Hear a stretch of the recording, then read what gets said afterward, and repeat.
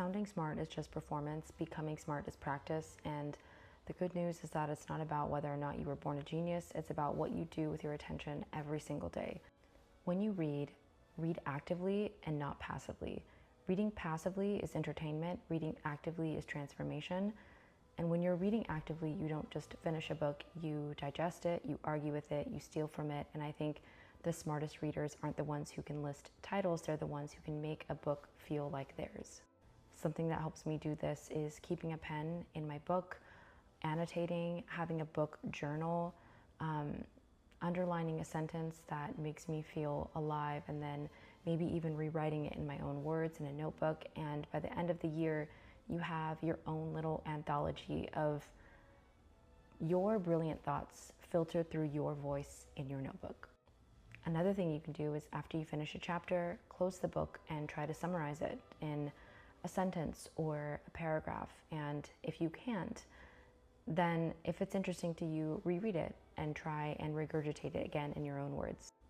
Next thing is writing to remember. Your brain is so porous. You forget what you don't capture, and I think writing isn't just creative, it's also a retention device. And what you write down becomes yours, and what you don't evaporates. And maybe something that you can do is after finishing a book or a podcast or even an interesting conversation that you had, force yourself to write down 3 takeaways in plain language, maybe 1 sentence each. And if you can't write it, you haven't learned it yet.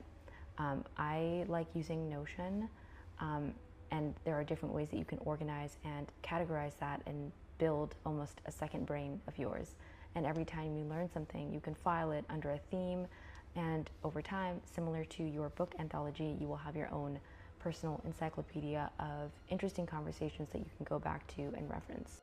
This is very similar to the Feynman technique, which, if you don't know, is about, when you read something, say it out loud, whether it's you're studying a subject or you're reading a book, and explain it as if you're explaining it to a child. And if it's still complicated, then you have to go back, redo it, and put it into plain terms so that anybody can understand it.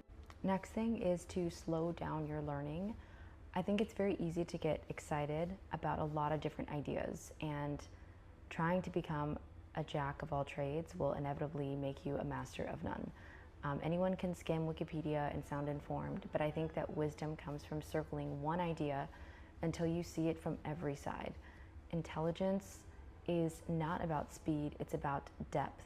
So pick a concept that really interests you, maybe 1 per week, whether it's justice, entropy, desire, maybe it's a book that you're really wanting to, dive into and learn more about. Put it on a sticky note where you can see it, and every time you encounter it, whether it's in a headline or in a friend's story or in a song lyric, pause and note it down. And by the end of the week, you'll have this map of how this specific idea that you're curious about shows up in the world. Something else is, instead of trying to finish a certain number of books per month, read qualitatively, not quantitatively, especially if you're reading something like philosophy or classic literature. Treat a philosophical idea the way that you would treat anything else that you're trying to learn at a deeper level. Next is diversifying your conversations, and I don't think that you get smarter by echo chambers. You get smarter by friction and by rubbing your mind against difference. Comfort keeps you stagnant, challenge grows you. Once a week, maybe ask somebody outside of your bubble to recommend a book, a show, or a habit, and consume it fully and reflect on it. And you don't have to agree with it, but you will leave with a larger map of the world than you had before. I think this is one of the biggest problems in today's society and with our generation, is that it's very difficult to have conversations with people in any subject at any capacity without fear of extreme conflict, one that is not healthy or intelligent. So I say this with caution with these types of conversations, but I do think it's interesting to listen to other people's points of view, and be able to have intellectual, challenging conversations that will allow your brain to grow with somebody else's. And to be specific about diversifying your conversations, I recommend learning another language if you don't speak one already. talk to people who speak the language that you're trying to learn. Or when it comes to specific subjects, if you're in school, if you're an English major, try learning something from a different subject. Or, if you're a medicine major, try learning something in English and vice versa. I think this really diversifies your mind and helps spark more curiosity. There are a lot of different things that you can do. Intelligence is not just one big transformation. It's thousands of tiny rituals. It's 10 minutes of math here and there. It's a new word in another language. It's a philosophical paragraph underlined and rewritten until it bleeds into your own handwriting. And I think, yes, apps can help, books can help, but it's the repetition that really reshapes you.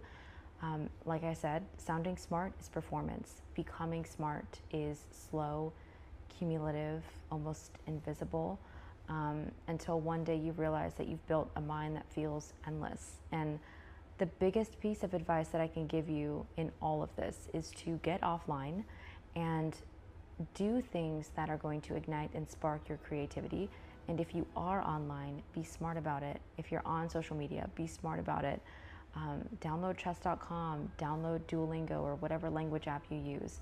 Blinkist. There are so many podcasts out there and courses and things that you can do to utilize the internet for good. So that's what I recommend. And if you want specific, very specific things to do on the internet to make you smarter, let me know and I will make another part to this series.